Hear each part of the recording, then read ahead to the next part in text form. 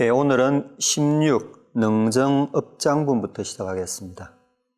근본 정종분에서 우리가 해탈을 하기 위해서 여기서 금강경에서는 안욕따라 삼약삼보리 심을 일으키기 위해서 우리가 마음을 어떻게 주수항하냐라는 문제에 대해서 근본 가르침을 부처님께서는 내려주셨습니다.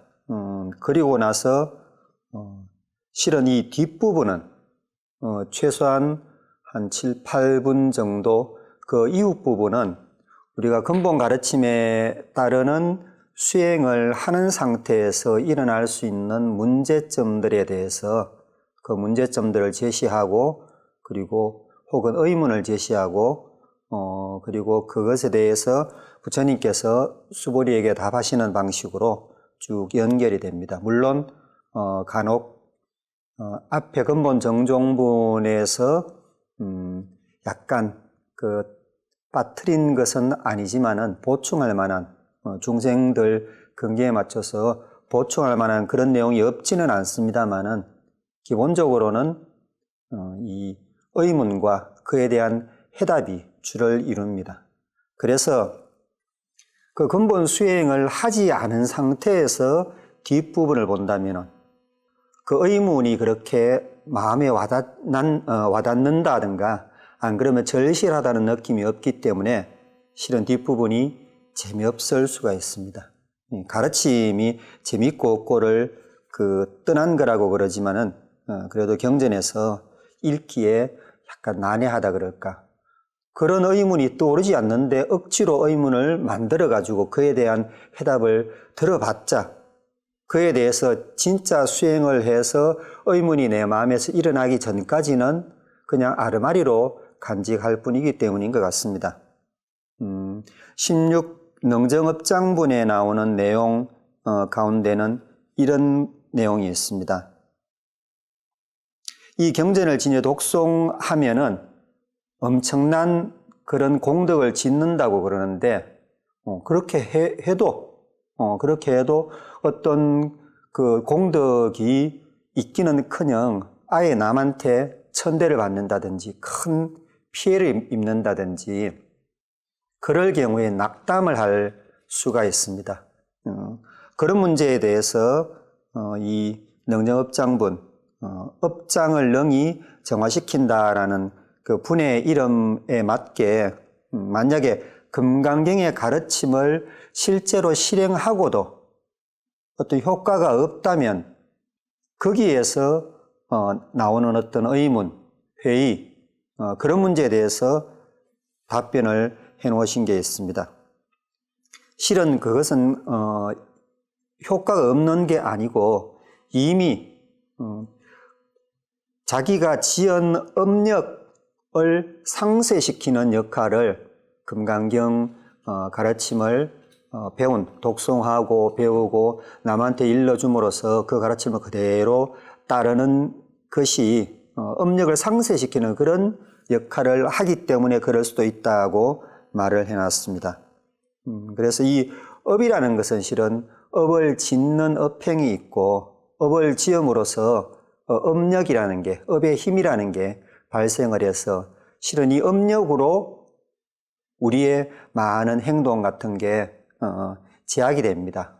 업보라는 그런 형태로서 제약이 되고 어떤 나쁜 것을 받는다든지 안 그러면 좋은 일 했으면 좋은 업력에 의해서는 우리가 좋은 일을 또 겪는다든지 천상에 가는 것도 그 업력에 의한 것 중에 하나라고 할 수 있습니다. 심지어 이 업력은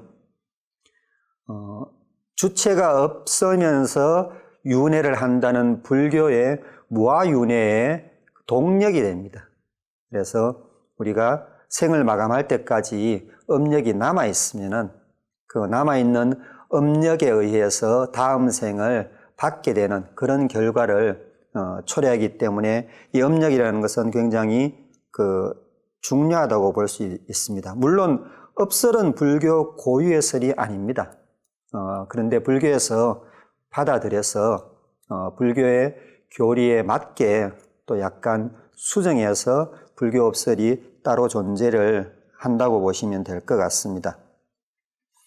예를 들어서 그 앙굴리마라 같은 경우에는 서로에 나와 있듯이 굉장히 많은 사람을 살생을 했습니다. 물론 그 살생의 근본적인 원인이 남을 해코지하기 위해서나 안 그러면은 어떤 이득을 얻기 위해서 살생을 한 게 아니고 브라만교의 스승한테 가르침을 받다가 스승의 꼬임에 넘어가서 해탈을 할 수 있는 방법이라 그러니까는 그쪽 교리에는 또 그게 맞다고 볼 수도 있겠죠.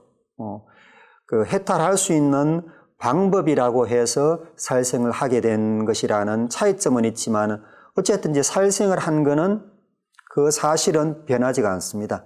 그래서 살생이라는 한두 사람도 아니고 적게는 99명, 많게는 뭐 999명까지 했다는 그런 설화들이 많이 있는데 그렇게 많은 사람을 살생을 한 결과로 생긴 업력은 도저히 피할 수가 없습니다.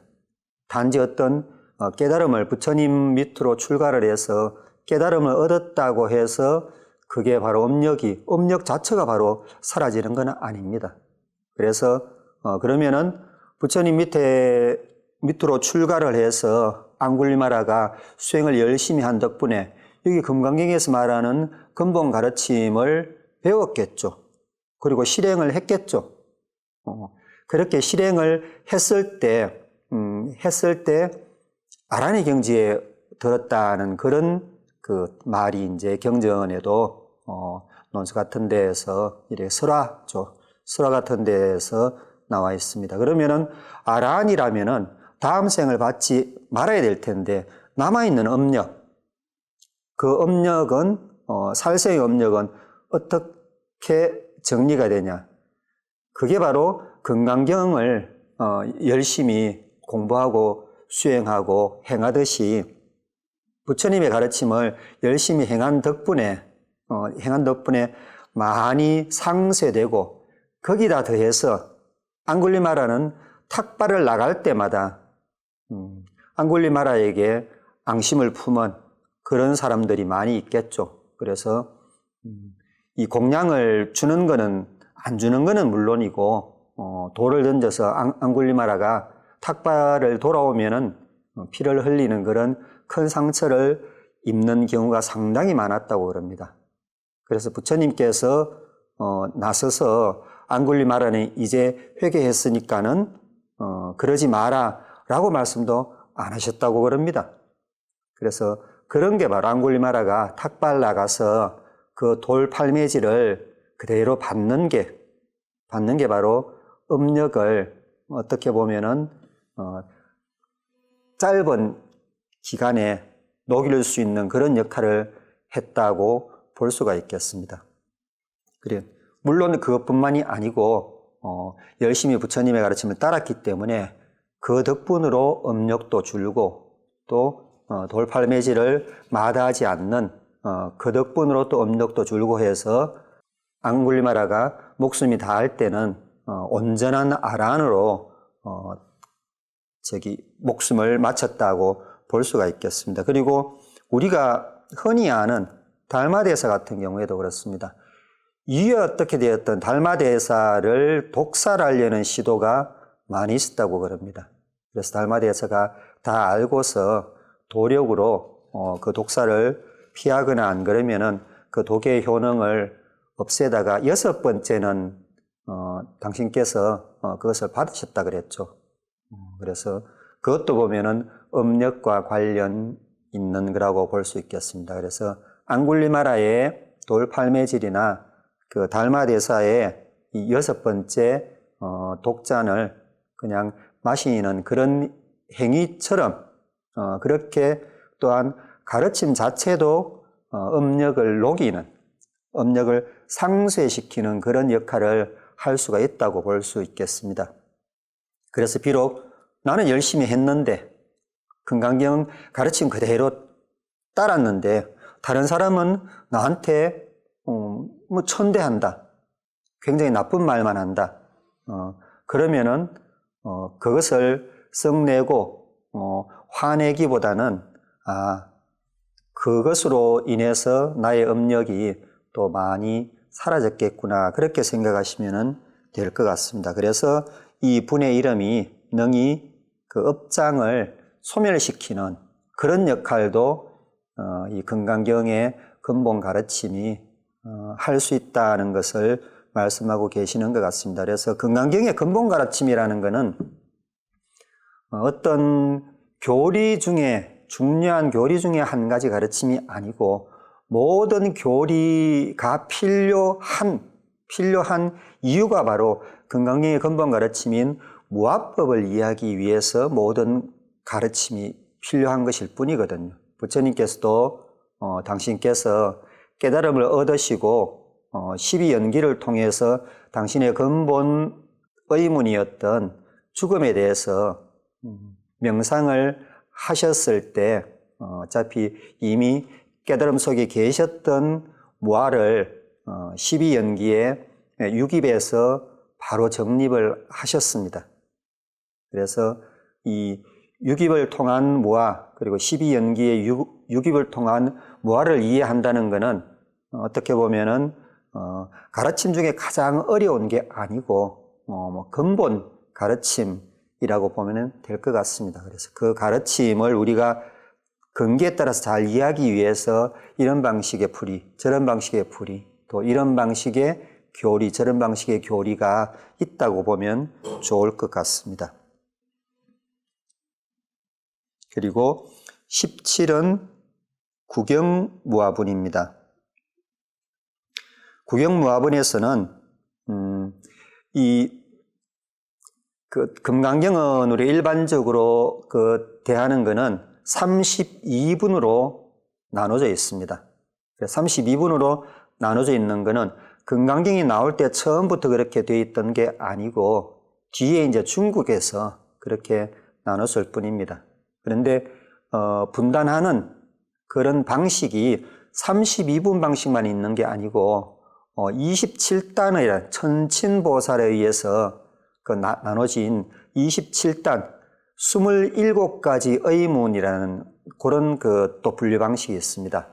근본 정종분을 지나서 바로 첫 번째 의문부터 시작하는데 근본 정종분 그 뒤에는 전부 다 수행을 하면서 근본 정종분의 가르침을 수행을 하면서 일어나는 의문과 그에 대한 해답이라고 말씀드렸는데 그것을 천친보살은 27가지 의문으로 나눠서 이렇게 본문하고 이렇게 배대를 시켰습니다. 그래서 32분하고는 약간 차이가 있습니다.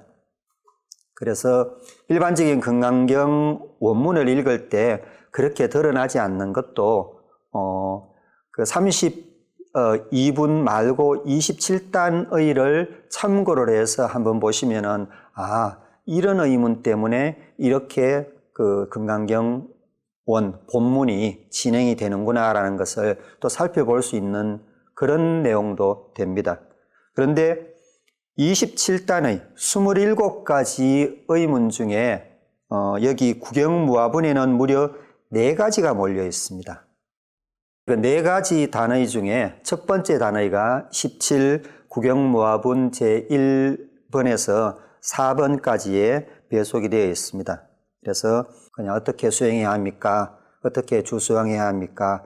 이렇게 주수행하고 상이 남아있으면은 안 된 거니까는 상이 남아있는지를 살펴보아서 판단하라 해놓고서는 무슨 까닭인가 수보리여 실제로는 안욕따라 삼약 삼보리의 마음을 일으킬 법이 없기 때문이다 라고 얘기를 했습니다. 그래서 어떤 법을 가르침을 베푸셨죠. 베푼 다음에 그 베푼 그 가르침을 수행하기 전에 실은 여기 금방 제가 읽어드린 4번째 문단의 가르침이 필요한 게 아니고 수행해 본 사람, 수행한 사람, 수행하다 보면은 그 무아법이라는 무법상이라는 그리고 무아법이라는 가르침에 매몰되어 버리는 어떤 폐해가 생기게 마련입니다. 그래서 그렇게 무법상에 무아에 매몰되지 말라고 얘기한 게 바로 네 번째, 실제로는 안욕달아 삼약삼보리 마음, 그거 일으킨다지만은 그거 본래 없는 거야. 그래서 강을 건너면서 돛담배나 안 그러면 어떤 뗏목이 필요하지만은 건너고 나서는 필요 없는 거야 라고 말씀하신 거로 보시면 되겠습니다. 그래서 이 부분은 줄이면은 앞에는 무법상이고 이 부분은 무비법상입니다. 그래서 법상이 옳지 않다라고 여겨가지고 그 법상을 없애는 게 1, 2, 3번 가르침 그리고 근본 정정분의 가르침이라면은 그 가르침을 행한 사람이 혹시 집착할지 모르는 무합법에 대한 집착 그리고 무법상에 대한 집착마저 내려놓아야 된다는 게 이 4분에서 나온 실제로는 안욕달아 삼약삼보리의 마음을 일으킬 법도 없다라는 가르침입니다. 그래서 이런 것처럼 금강경은 전체적으로 봐서는 앞에 3, 4분 정종분의 가르침 그리고 한두 가지 덧붙이는 내용 그것을 가지고 충분히 수행을 했을 때 뒤에 지금 이렇게 나오는 요것 외에 다른 의문들이 다 그런 종류죠. 그런 의문들에 대해서 의문이 일어나면은 부처님이 풀어주고 의문이 일어날 것에 대해서 수보리는 이미 수행을 한 사람으로 볼 수 있으니까요. 그래서 수보리가 중생들을 대신해서 나중에 일어날 의문을 미리 얘기를 합니다. 그러면 부처님께서 그에 대한 답을 하고 하는데 그러면은 여기 무비법상은 앞에도 이미 한번 나왔었죠.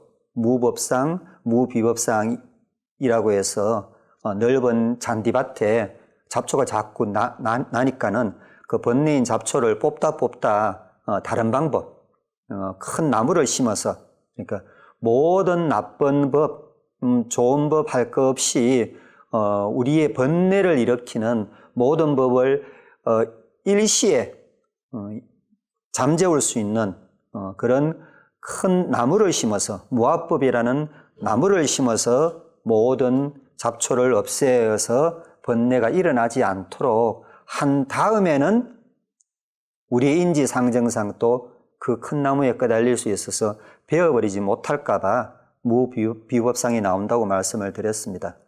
그래서 그런 것처럼 그러면은 3, 4분 정종분이 이걸 갖다 놓지 그렇게 생각할 수도 있습니다.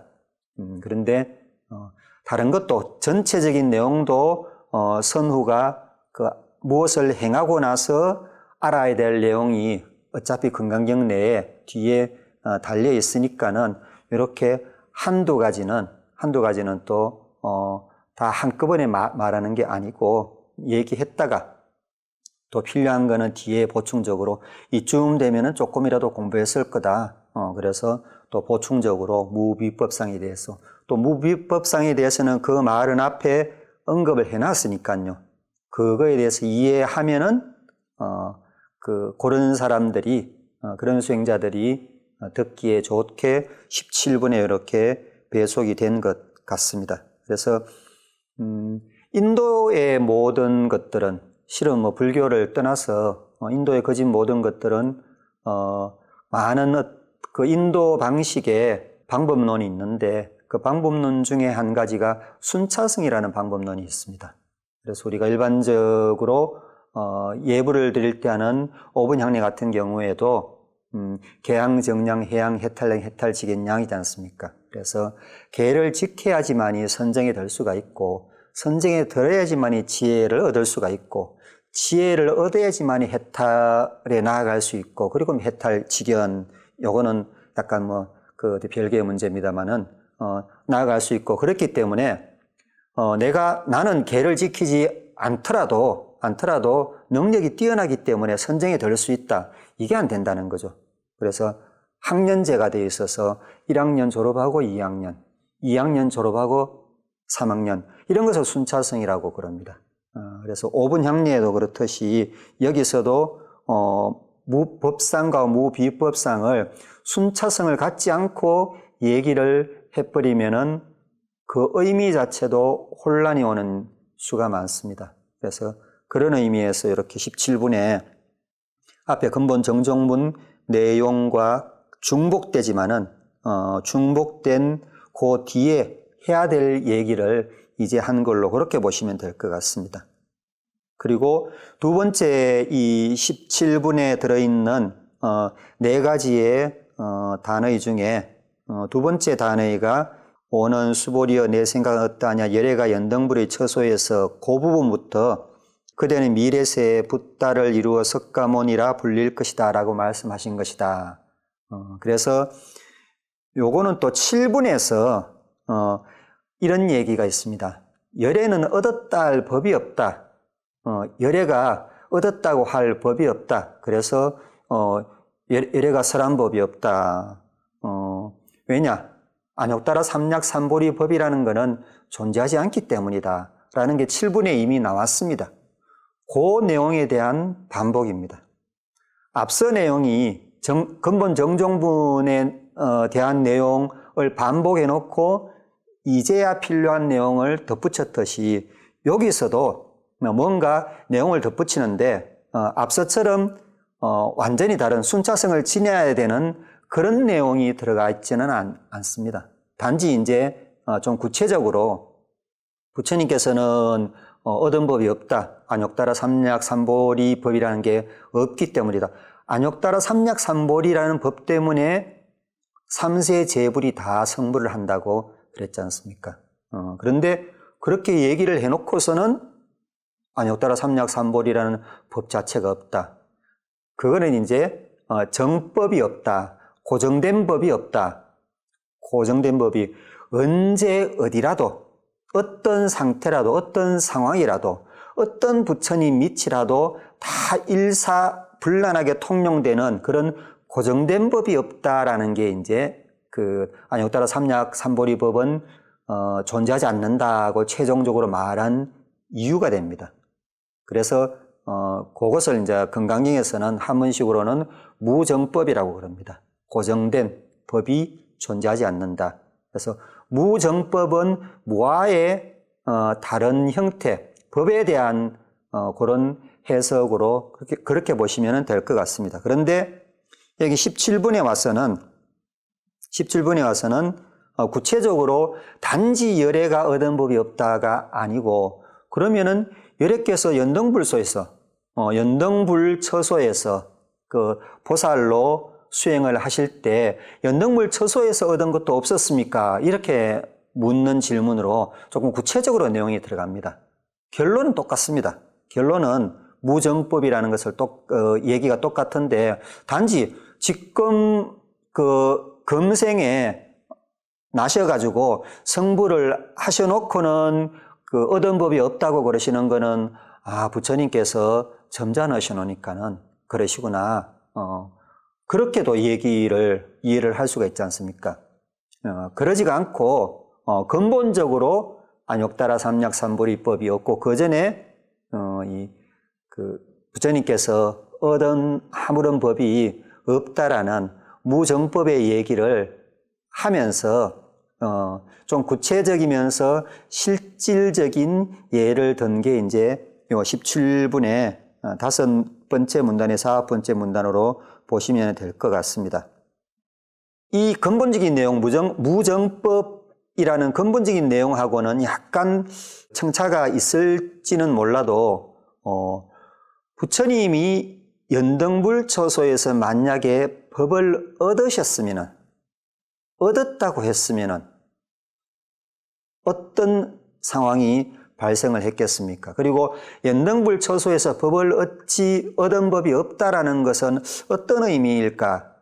라는 문제에 대해서도 한번 이 문단을 통해서 단지 7분의 내용을 중복해서 한번 얘기함으로써 무정법, 무아가 어떤 법에 적용될 수 있는 어떠한 고정된 법도 존재하지 않는다라는 무정법을 다시 한번 반복해서 강조하는 데 그치지 않고 뭔가 우리한테 약간의 메시지, 그 무정법만큼은 안 될지라도 약간의 메시지를 전달해 주는 게 있지 않나를 살펴보면은, 만약에 부처님께서 수보리가 물었듯이 단지 연등불소에서 보살로 인행을 하실 때 얻은 법이 있었다, 그러면은 그냥 연등불 제자 되고 마쳤을 겁니다. 연등불 제자 되고. 그러니까 아라한으로서 깨달음을 얻은 거는 가능했겠지만은 연등불께서 보셨을 때 무정법이라는 궁극적인 어떤 깨달음을 얻을 가능성을 보셨기 때문에 제자로 삼지 않으시고 수기를 주신 걸로 보시면 될 것 같습니다. 만약에 연등불 그 부처님 설화에서 얻은 법이 있다면은 실은 그거는 덕법이죠. 그리고 법을 얻은 게 되니까는 일종의 얻은 법이 있는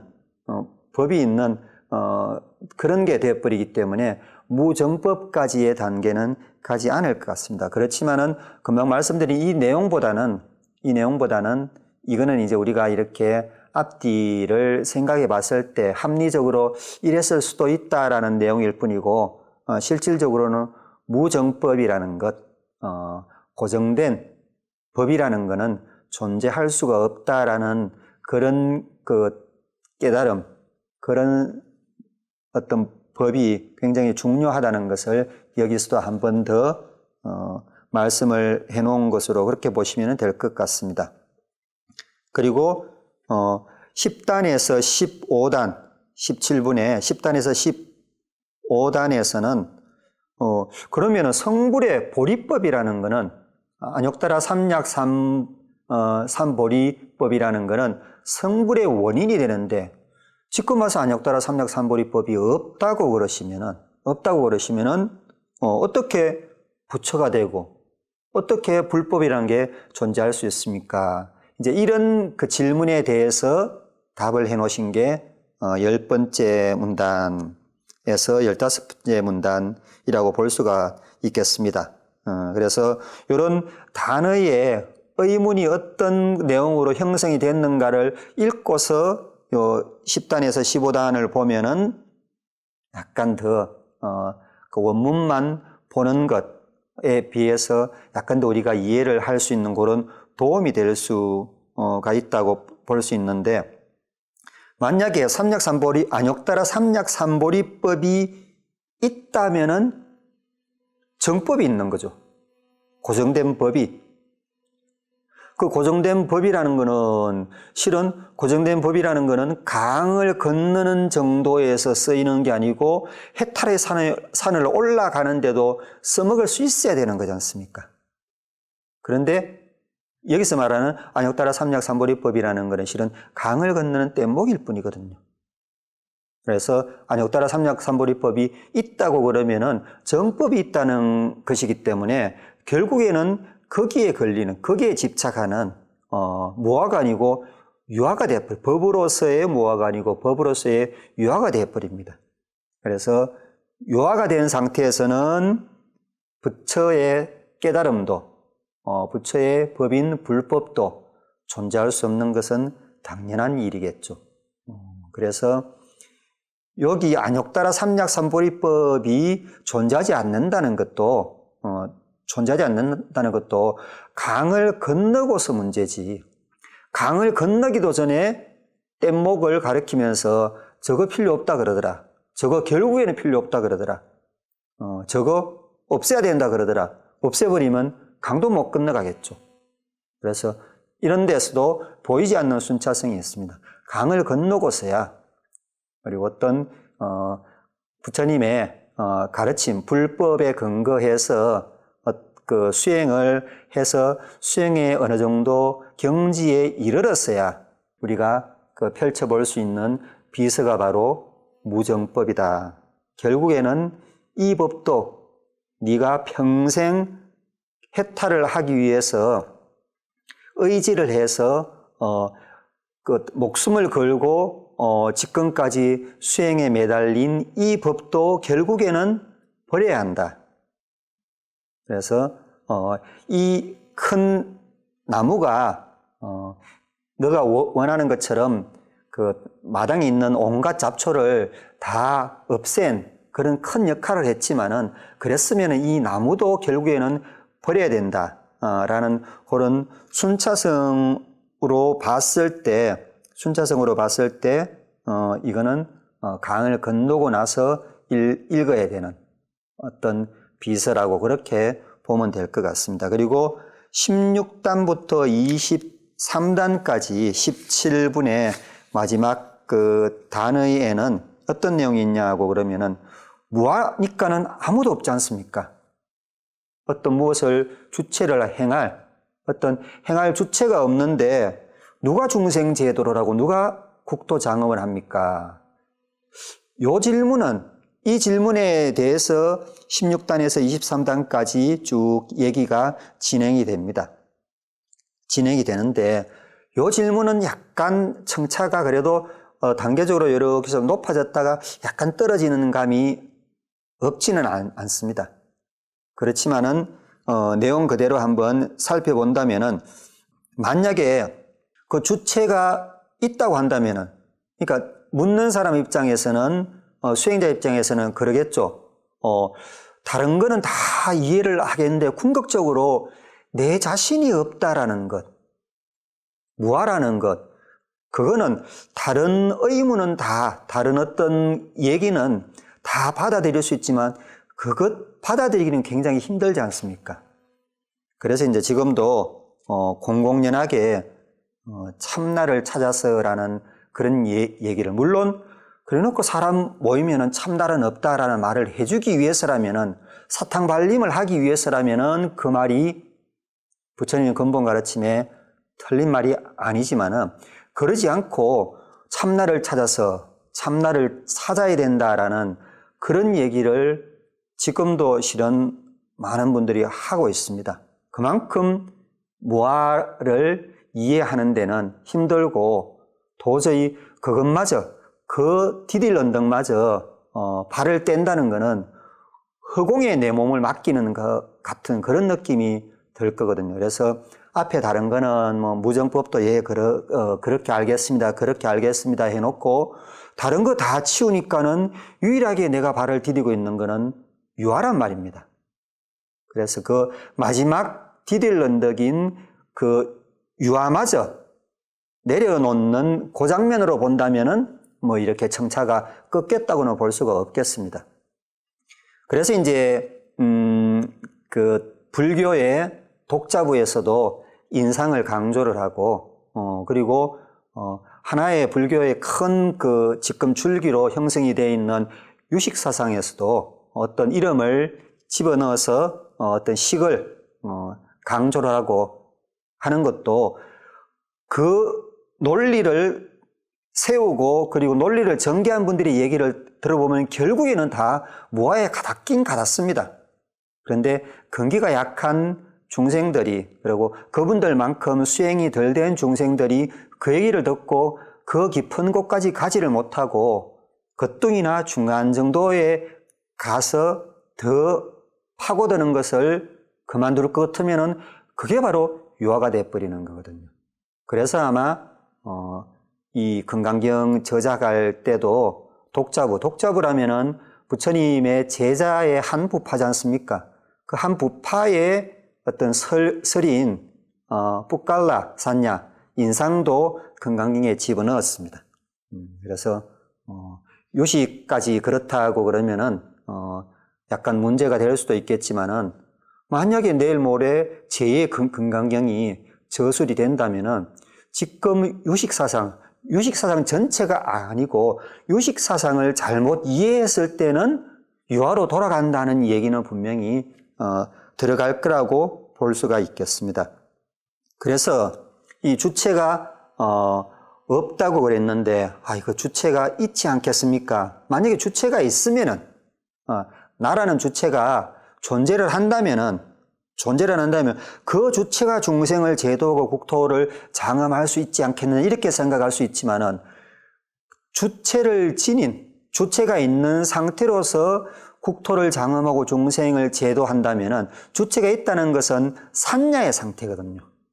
반야의 상태가 아니고 산야의 상태는 무언가 잘못 알고 있는 무엇에 대해서 100% 잘 알고 있어서 틀리지 않게 행동을 할 수 있는 것은 지혜입니다.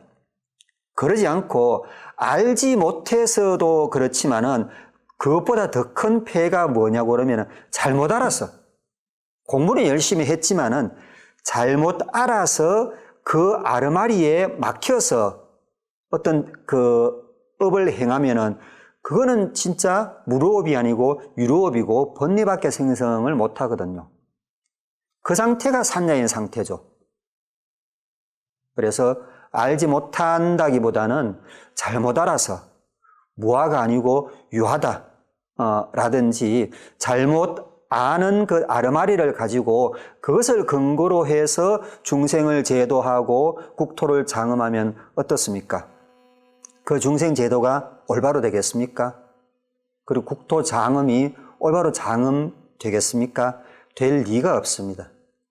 그래서 주체, 유아인 상태라는 것은 산야인 상태라는 것을 얘기하는 같은 말이고요. 그래서 주체를 가진 상태에서 중생 제도하고 국토 장엄한다는 것은 잘못된 생각에서 어떻게 보면은 나쁜 생각에서 국토 장엄하고 중생 제도한다 이렇게도 볼 수가 있습니다. 그래서 근본적으로 그 중생 제도하고 국토 장엄할 수 있는 그런 상태가 흐트러지기 때문에 그렇게 될 수는 없다라는 게 요 16단에서 23단 마지막 구경무합은 마지막에 걸친 내용에 대한 풀이로 보면 되겠습니다. 그래서 이런 경우도 그렇습니다. 본문만 읽으면은 그런 의문조차도 잘 형성이 안 됩니다. 왜? 저는 그렇습니다. 아직 그만큼 수행이 안 됐으니까요. 그 말은 어느 정도 수행이 되면은 요 글을 읽을 만큼 수행이 된다면은 27단에서 그 의문을 빌려오지 않는다 그러더라도 요 문단을 읽고 그 의문과 비슷한 거라도 일어나야 된다는 얘기입니다. 그래서 이 금강경을 읽으시면서 전체적으로 어떤 그 뒷부분이 단지 반복되고 필요 없고 그래서 우리가 금강경 독송할 때도 뚝 떼고 그냥 독송을 하지 않습니까? 절대로 그런 의도로서 저술된 경전은 아니라고 보시는 게 좋을 것 같습니다. 그리고 21분 비설소설분입니다. 21분에 첫 번째, 두 번째, 세 번째 문단 같은 경우에는 이제 첫 번째, 두 번째는 실은 구마라접 스님이 번역을 빠뜨렸다고 할 수도 있고 구마라접 스님이 암송하고 건너오시는 그 산스크리트 본에는 이 내용이 없다고도 볼 수가 있습니다. 그래서 지금 남아있는 산스크리트 본이 완전한 어떤 완전체다 그렇게 볼 수는 없습니다. 그래서 그 차이 같은 것도 지금 많이 연구가 진행이 되는데 그 현장 스님이 번역하는 거에는 1단, 2단이 있는데 구마라도 스님은 3단부터 시작하는 그 3단 내용이 수부려 그대는 열애가 내겐 설한 법이 반드시 있다라고 생각한다고 일컫지 마라 라는 문장으로 이렇게 되었습니다. 그래서 열애가 법을 설한다는 것은 열애에게 설할 법이 없으므로 열애가 법을 설했다 한다. 앞에서 그리고 저 뒤에도 계속 마주치는 이 A는 A가 아니므로 A라는 금고에 딱 들어갑니다. 다시 한번 말씀을 드리면은 A라는 것은 열애가 법을 설한다는 것, 그리고 A가 아니라는 것은 열애에게 설할 법이 없다는 것, 그리고 A다, 새로 이제 A다라고 하는 것은 열애가 법을 설했다. 딱 들어가죠. 그러면은 A는 A가 아니고 A다고 할 때 그 A에 해당되는 모든 것을 그렇게 끌어내어서 이 형식에 어떤 그 글귀 형식에 집어넣은 이유가 무아를 설명해 주기 위해서, 그리고 설명한 다음에 그 무아에 대해서 실질적으로 근거에 따라서 실질적으로 한번 이해를 시키기 위해서 계속 등장했던 거지 않습니까? 그래서 뭐 장음도 등장하고 뭐 불국토도 등장하고 뭐 이렇게 쭉 등장을 했는데, 여기 자체는 앞으로도 이어질 그 대상들 중에서 열애가 법을 설했다라는 것, 지금 그 문장이 계속 이렇게 이어져 오니까는 그거를 이 문구에 딱 집어넣습니다. 딱 집어넣음으로써 그 문제에 대해서는 이제 딱 일단락을 한다는 겁니다. 그래서 열애가 법을 설한다는 그 자체도 무하다. 열애가 법을 설한다는 그것도 무하기 때문에 그게 흔적이 남지 않는다. 어떤 상으로 남지 않는다. 이렇게 정리가 된 것으로 그렇게 보시면 될 것 같습니다. 그리고 이제 그 뒤에 네 번째 단락, 다섯 번째 단락, 그때 해명 수보리가 부처님께 말씀드렸다. 그리고 미래세에 이 법을 듣고 마음을 낼 중생이 약간이라도 있겠습니까? 그러니까는 부처님께서 저들 중생은 중생이 아니다, 이렇게 되는데, 요 부분은 제6번에서 나온 내용하고 똑같죠. 그 질문하고. 그런데 부처님의 답변이 틀립니다. 굉장히 어려운 무아법에 대해서 설을 해주시니까는 수보리가 아이고 이렇게 어려운 것을 지금은 부처님이라도 계시지, 그러고 저쯤이나 되니까는 뭐 그런 상은 내지는 않았겠죠. 저처럼 이렇게 수행력이 있으니까는 알아듣지. 왜? 정법시대니까는요. 그럼 말세에 가서는 이거 도저히 안 될 것 같습니다. 그 기분은 실은 딴 게 아니고 어차피 금강경은 부처님이 바로 설하신 건 아니지 않습니까? 부처님이 바로 설하신 니까에 근거를 해서 제2의 부처님들께서 약간 번안하신 거니까, 번안을 하면서 약간 걱정이 되겠죠. 야, 우리 이렇게 지금 너나 나나 그래도 지금이니까는 이렇게 제2 불교를 일으킬 정도가 되니까는 이걸 이해하는데 말세 가서 이거 할 수 있겠나? 이런 의미는 충분히 들 거지 않습니까? 그래서 이 의문은 실질적으로는 수보리의 의문이면서 수보리의 의문이라는 그런 형태를 띠면서 금강경을 저술하는 사람들의 고심이었을 수도 있습니다. 그런데 이제 뒤에 3, 4분에서 그런 질문을 했을 때 부처님께서는 세 가지를 말씀을 하셨죠. 세 가지가 뭐냐고 그러면은 덕목, 계행, 지혜를 갖춘 이런 신랍다는 생각을 낼 것이고, 신랍다는 생각이 날 것 같으면 어차피 수행하다 보면 말세라도 해탈할 수 있다. 그 말은 말세라는 게 뭔 말이냐? 말세론 그런 얘기 하지 마. 덕목, 계행, 지혜라는 거는 지금도 정법 시대에도 필요하고 말법 시대에도 그것만 닦으면은 수행을 해서 해탈을 할 수 있어. 이렇게 명쾌하게 부처님께서 답을 미리 이미 해주셨습니다.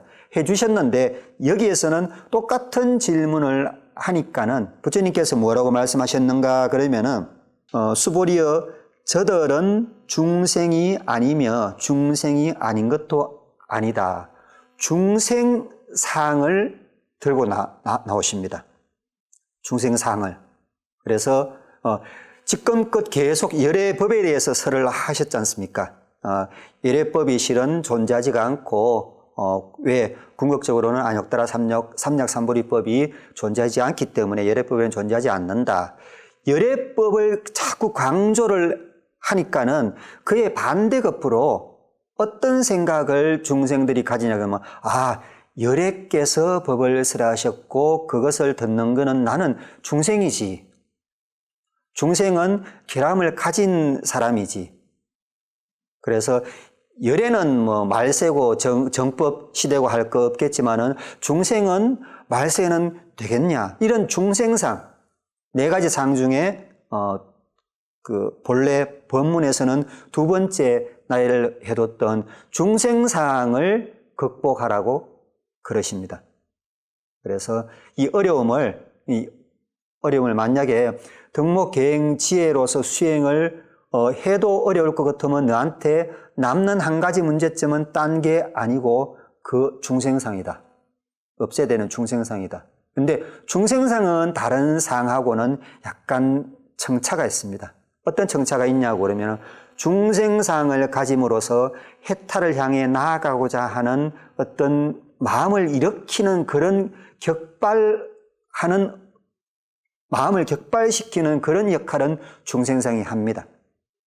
그래서 중생상은 처음부터 아상처럼 막 아예 씨앗부터 이렇게 말리려는 그런 것보다는 약간 놔뒀다가 그걸로 격발을 해서 내가 중생이니까는 언젠가는 해탈을 해서 저 해탈의 세계로 수행을 해서 해탈의 세계로 들어가야지라는 마음을 내고서 막 수행을 하다가 다 수행을 잘했는데 이 열애법 다른 거는 다 극복을 했는데 열애법 문제에 대해서 쭉 얘기를 하다 보니까 열애 나는 열애가 아니었지 중생이었지 중생에 또 집착을 하고 그 상태에 또 걸릴 수 있는 머물 수 있는 그런 단계에 지금 온 겁니다. 그런 단계에 온 거니까는 앞에서 그냥 단지 덕목계행 지혜를 얘기해 준 것 말고 그때 한꺼번에 얘기를 해주지 않고 지금에 와서야 중생상을 없애야 된다는 것. 실은 중생상이라는 것은 불교에서 단지 살짝 방편으로 활용만 했을 뿐이지 브라만교의 근본 교리 중에 한 가지지 않습니까? 브라만교는 브라흐만이라는 상태, 브라만 상태라는 어떤 완벽한 상태가 존재를 했다가 그 상태에서는 아무런 문제가 없었는데 그 브라만의 상태가 원해서든지 안 그러면 다른 원인으로 의해서든지 어떤 충격이 가해져서 말 그대로 완벽한 몸에서 충격이 가해지면은 몸 안에 고름이 생기죠. 그 고름이 밖으로 삐져나와서 안에 있으면 그래도 백혈구로 해서 자체적인 치료가 될 텐데 안에 있지 못하고 살갗을 삐지고 나와서 밖에 떨어져 있는 게 중생이라고 그랬습니다. 그래서 해탈의 상태에 존재하지 못하고 밖의 상태에 존재하는 상태가 중생이니까요. 그래서 이런 게 기본적인 브라만교의 중생상입니다. 그래서 기독교의 원죄론하고 똑같다고 제가 말씀을 드렸습니다. 그 원죄론은 에덴 동산에 머물러 있지 못하고 에덴 동산을 쫓겨난 상태지 않습니까? 그래서 에덴 동산으로 돌아가고자 하는 그런 게 수행이고 기도고 하듯이 중생상이라는 거는 해탈로 향해서 돌아가고자 하는 그 의도는 굉장히 좋은 거지만은 중생상을 하나의 어떤 생각으로 믿고서 거기에 집착을 해버리면은 나는 안 돼. 나는 중생이기 때문에 안 돼. 나는 아무리 해도 될 수가 없어. 제발 하느님께서, 신께서 저를 좀 도와주십시오. 기도에만 매달리는 거죠. 자기가 스스로 헤쳐나가지 못하고. 그래서 아마 부처님께서 탄생하시자마자 하셨다는 천상천하 유화독존의 일부 의미도 이것하고 연결이 됩니다.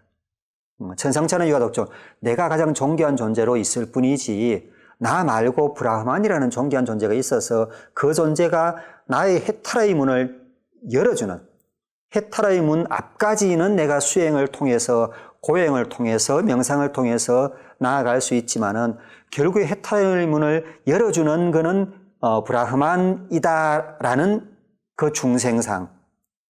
그래서 그냥 브라흐만이 일러준 대로 어떤 가르침을 따를 뿐이지 내가 생각을 해서 내 의도로, 내 의지로서 막 이 수행을 해나가는 것은 더 이 깊은 수렁으로 빠지는 것일 뿐이다. 이게 중생상이거든요. 그래서 불교에서는 그 중생상을 없애야 된다는 게 처음에 그 근본적인 낮은 단계의 중생상은 뭐 없애고 수행을 했다가 근본적으로는 또 이 열애법을 듣는 순간에 열애께서 법을 설하시니까는 중생인 내가 라는 또 그 옛날에 얽매였던 그 중생으로 돌아가는 것을 또 방지하기 위해서 이 부분에서 시기적절하게 절대적으로 라는 말을 쓸 수 있을 정도로 금강경은 필요 없는 게 반복된 게 아니라는 것이 군데군데 나타난다고 할 수가 있겠습니다.